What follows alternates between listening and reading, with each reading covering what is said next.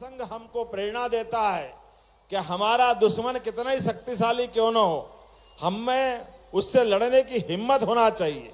और हमारे सामने बनी बनाई परंपरा में ये जैसे इंद्र देवता का अभी मेघ वर्षा हो रही है, ऐसे ही इंद्र की पूजा के बजाय गोवर्धन पूजा, जिसमें पर्वत की, पहाड़ की, गोबर के धन के रूप में गौ माता को पूजने की पूजा छिपी हुई।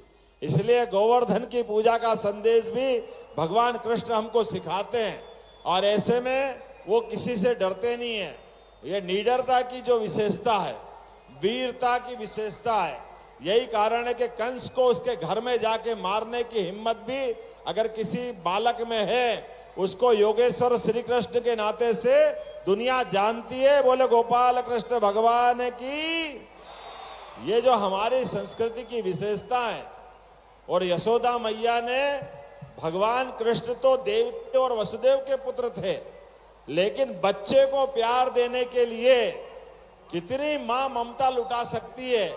अपने स्थगी बच्ची को तो वसुदेव को दे दिया, लेकिन दूसरे के बच्चे के प्रति भी मां ने जो प्रेम लुटाया है, इसी कारण से युगों युगों तक घर घर बोलते हैं कि हमारे घर में अगर बालक हो तो भगवान कृष्ण के समान हो, और मां हो तो यशोदा मां जैसी हो।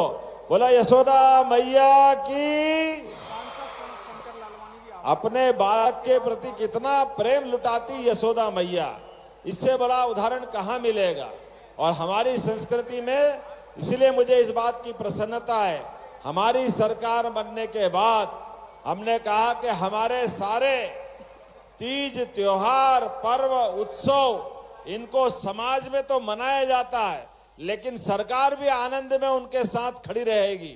हमारे देवी देवताओं ने जो संघर्ष करके मानवता के लिए जो संदेश दिए, वो समझ में आने के लिए समाज के साथ सरकार का भी सरोकार होना चाहिए। और मुझे इस बात की प्रसन्नता है कि जब से हमारी सरकार बनी है, हर उत्सव को ऐसे ही मना रहे हैं आनंद के साथ। और इसीलिए जन्माष्टमी का पर्व भी और आनंद के साथ मनना चाहिए, क्योंकि भगवान कृष्ण के जीवन में वो स्वयं कहते हैं कि मेरा तो जन्म ही धर्म की स्थापना के लिए है, अर्थात अधर्म के खिलाफ संघर्ष के लिए है। इसलिए धर्म की स्थापना के लिए उनके जीवन के विविध पक्षों में जब भी आप भगवान कृष्ण को देखोगे तो कठिनाइयों के बीच हंसता मुस्कुराता चेहरा, जो किसी से भी टकराने में डरते नहीं हैं, लेकिन मर्यादा को भी संभाल के रखते हैं। कंस को मारने के बाद वो कुर्सी पे नहीं बैठते, शिक्षा को महत्ता देते हैं। इसलिए गोपाल कृष्ण मध्य प्रदेश में अगर आए तो विद्यार्थी बन के आए, और आचार्य सांदीपनि के आश्रम में उनने शिक्षा ग्रहण की। और शिक्षा भी कितने प्रकार की, 64 कला, 14 विद्या, 18 पुराण और 4 वेद, सभी प्रकार की शिक्षा। ये हमको विश्वास दिलाती है कि बालक तो हर एक के घर में होता है, लेकिन बालक की शिक्षा दीक्षा का प्रबंध करना ये भी बहुत जरूरी है। और शिक्षा में भी वो शिक्षा जो जीवन भर याद रहे।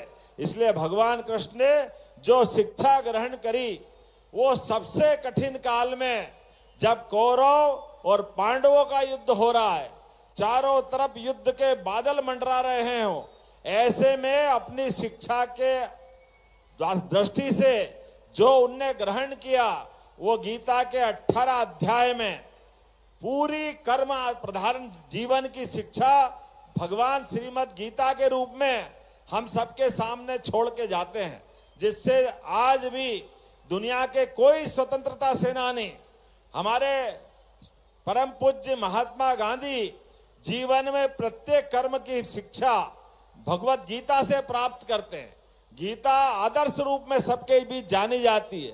और यशस्वी प्रधानमंत्री का जोरदार अभिनंदन करें नरेंद्र मोदी जी का, जो आने वाले विदेशी मेहमानों को हमारे गीता के पवित्र ग्रंथ दे करके भारत की विशेषताओं से परिचित कराते हैं। मुझे इस बात का आनंद है, ये इंदौर में विनम्रता के परिचायक भगवान कृष्ण कैसे होते हैं,